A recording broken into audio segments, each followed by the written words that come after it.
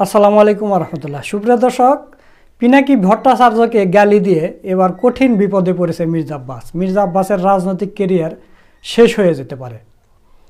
পিনাকি ভট্টাচার্য মির্জা আব্বাসকে নিয়ে ফেসবুকে পোস্ট দিয়েছে।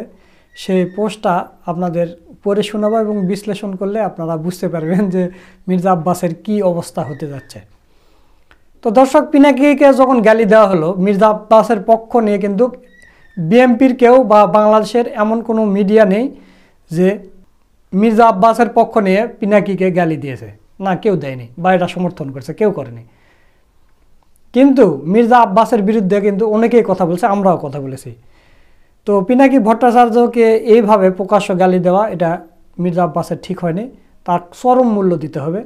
সেটা কেবল শুরু হয়েছে, আজকে থেকে আপনারা দেখতে পাবেন। দর্শক, আপনারা জানেন যে আওয়ামী লীগের আমলে আওয়ামী লীগের বড় বড় নেতাকর্মীরা এবং বড় বড় পুলিশ অফিসারদেরকেও কিন্তু পিনাকি ইলিয়াস কনক সারোয়ার খেয়ে ফেলতেছে। আপনারা জানেন যে পরিমণির জন্মদিনের এই সাকলাইন পুলিশ, সে পরিমণির জন্মদিনে একটা ভিডিও ছেড়েছিল সাংবাদিক ইলিয়াস, তারপর কিন্তু এই সাকলাইনের চাকরি চলে গেছে। আপনারা এটা জানেন। এরকম করে টাকলা মুরাদের একটা অডিও কল ফাঁস হয়ে যাওয়ার পরে টাকলা মুরাদ শেষ, ওর রাজনৈতিক কেরিয়ারই শেষ। তো এরকম করে আওয়ামী লীগের আমলে কিন্তু পিনাকি ইলিয়াসের পাওয়ার ছিল, এখন তো আওয়ামী লীগ নেই, পালিয়ে চলে গেছে। তো আপনি মির্জা আব্বাস, আপনি এমন নেতা হয়ে গেছেন। আমি তো মনে করি আপনি ওই সাকলাইন বা টাকলা মুরাদের চাইতে আপনি নিচে আছেন, অতটা পাওয়ারে নেই, ওরা যতটা পাওয়ারে ছিল। কিন্তু ওদেরকে জয় বাংলা করে দিছে, আর আপনি তো কি। তো আপনি কথাবার্তা বলার সময় সাবধানে বলা আপনার উচিত ছিল এবং পিনাকির কাছে আপনার ভুল স্বীকার করা উচিত ছিল। তাছাড়া আপনার রাজনৈতিক কেরিয়ার শেষ করে দেবে। আপনি কোথায় কোন দুর্নীতি করেছেন, কোথায় কি করেছেন, সেগুলো সবগুলো রেকর্ড কিন্তু পিনাকি ইলিয়াসের কাছে আছে। সেগুলো ধীরে ধীরে এখন প্রকাশ পাবে। আপনারা জানেন যে পিনাকি ভট্টাচার্য প্রত্যেক দিন একটা করে ভিডিও দেন, কিন্তু গতকালকে দেখলাম ভিডিও দেয়নি। তো মনে হয় তথ্য সংগ্রহ করতেছে। আজকে কিন্তু আমার বিশ্বাস যে এই মির্জা আব্বাসকে ধরবে। আজকের ভিডিও দেখলে আপনারা বুঝতে পারবেন। তো প্রিয় দর্শক, এ বিষয় নিয়ে বিস্তারিত আলোচনা করেছেন আমাদের বড় ভাই মোহাম্মদ সুলাইমান, এবং তিনি পিনাকি ভট্টাচার্যের ওই পোস্ট পড়েছে এবং ওটার বিশ্লেষণ করেছে। তো চলুন আমরা সুলাইমান ভাইয়ের ভিডিওটা দেখে আসি। পিনাকি ভট্টাচার্যের বিরুদ্ধে লাগতে গিয়ে মির্জা আব্বাসের রাজনৈতিক কেরিয়ার শেষ হয়ে যাচ্ছে, শেষ হওয়ার পথে। পিনাকি ভট্টাচার্য নিজেই কঠিন ইঙ্গিত দিলেন, আমরা পিনাকি ভট্টাচার্যের সাথে আছি, মির্জা আব্বাসের দিন শেষ। কঠিন ভদ্র ভাষায় হুমকি দিয়েছে পিনাকি ভট্টাচার্য। আপনারা জানেন, এটা নিয়ে আমরা আলোচনা করেছি, আরো করব। এই একজন এই মির্জা আব্বাসকে ধরে বাংলাদেশের রাজনীতিকে পরিশুদ্ধ করতে হবে। আমি প্রথমে বলিনি যে পিনাকি যাকে ধরে তাকে জয় বাংলা করে দেন। পিনাকি যাকে ধরে সে আর দাঁড়াতে পারে না, তাকে ছিল মেরে দেন।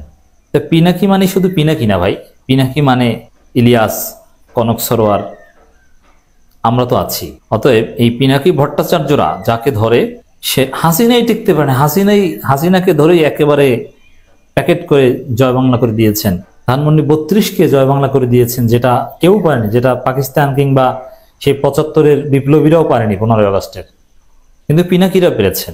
পিনাকিরা যে অসম্ভবকে সম্ভব করেছেন বা করতে পারেন, রাষ্ট্রের বড় বড় গুরুত্বপূর্ণ ব্যক্তি, হাসিনার বিশ্বস্ত সেই পুলিশ কর্মকর্তা সাকলাইনকে একেবারে খেয়ে দিয়েছেন না, এরকম আরো অনেক বিশিষ্ট ব্যক্তিকে আওয়ামী লীগ আমলে আওয়ামী লীগের অনেককেই খেয়ে দিয়েছেন। আর সেই হিসাবে মির্জা আব্বাসরা তো কিছুই না, আওয়ামী লীগের সাথে আপোষ করে চলতো, তাদের তো এরকম কোনো হ্যাডমই নেই।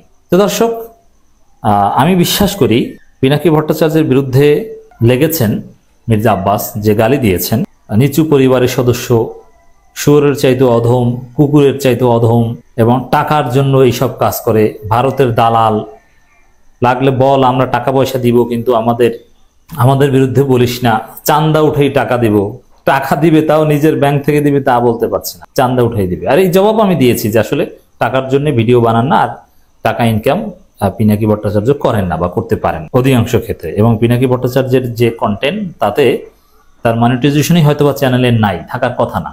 আমরা ইউটিউবের সব জানি, বুঝি, এই জন্য আমি এটা বলছি। তো দর্শক, মির্জা আব্বাস বলছে, মির্জা আব্বাসের পক্ষে কিন্তু কেউ লিখছে না। এমনকি মির্জা আব্বাসের পক্ষ নিয়ে পিনাকিকে বিএনপির লোকজনও তেমন গালি দিচ্ছে না। জাস্ট মির্জা আব্বাস বলেছেন এতটুকু। বিএনপিপন্থী বুদ্ধিজীবী, অ্যাক্টিভিস্ট, ফেসবুক, ইউটিউবার আছে না, কেউ কিন্তু আমি দেখিনি, বা এমন কোনো ক্রেডিবল লোক গুরুত্বপূর্ণ কেউ মির্জা আব্বাসের পক্ষে পিনাকিকে গালি দিচ্ছেন বা নসিহত করছেন এরকম কেউ নাই। কিন্তু দেখেন, একজনে মির্জা আব্বাসকে শুয়োরের বাচ্চা বলেছে, সেই বক্তব্যকে জাস্টিফাই করেছে বা সমর্থন দিয়েছে পিনাকি ভট্টাচার্য, এতেই মির্জা আব্বাসের লেগেছে। মির্জা আব্বাসের বিরুদ্ধে পিনাকি ভট্টাচার্য কত বড় কাজ করেছেন, বরং এ ধরনের গালি যে সহ্য করতে হয় রাজনীতিবিদদের, রেফারেন্স দিয়ে পিনাকি ভট্টাচার্য দেখিয়ে দিয়েছে। মানে পিনাকির আলোচনা মন দিয়ে সব কাজকর্ম রেখে শুনেন বিএনপি সবাই, তারেক রহমান থেকে শুরু করে সবাই, এটা তো বোঝা গেছে, এতে তো কোনো সন্দেহ। কিন্তু মির্জা এত বড় গালিকে সমর্থন করলেন, আর পিনাকি তো কাঁঠাল রানী জাউরার ঘরে জাউরা কি গালি না দেন, আরো অনেক গালি মিউট করে দেন, কিন্তু কই পিনাকির বিরুদ্ধে তো কেউ বলে না কিছু। পিনাকির বিরুদ্ধে বলে শুধু আওয়ামী লীগ, আর এখন ওই বিএনপির 2-4 জন।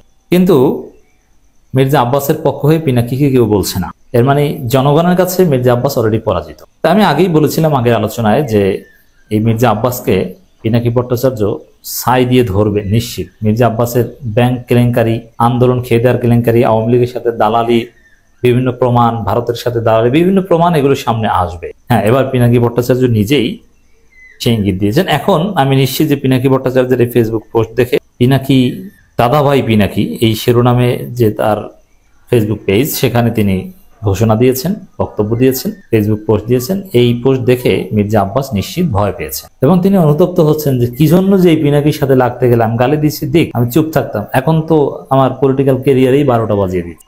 বিশাল হুমকি দিয়েছে পিনাকি ভট্টাচার্য মির্জা আব্বাসদের সঙ্গে, মানে ওই গ্রুপটার সাথে, ওই বুইরা খাটাস, মির্জা আব্বাসরা মানে ওই বুইরা খাটাসদের সাথে।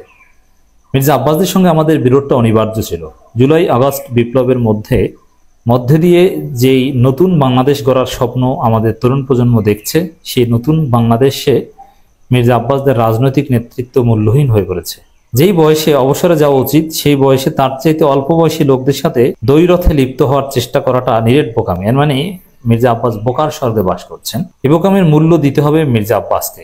এটা একটা থ্রেড যে তোমার খবর আছে, তোমার সব দালালি ডিসক্লোজ করে দেওয়া হবে। সরি মির্জা আব্বাস ভাই, মানে আপনাকে খেয়ে দেবো ভাই, কিছু করার নেই, আপনি শেষ। বার্তার অর্থ এটা।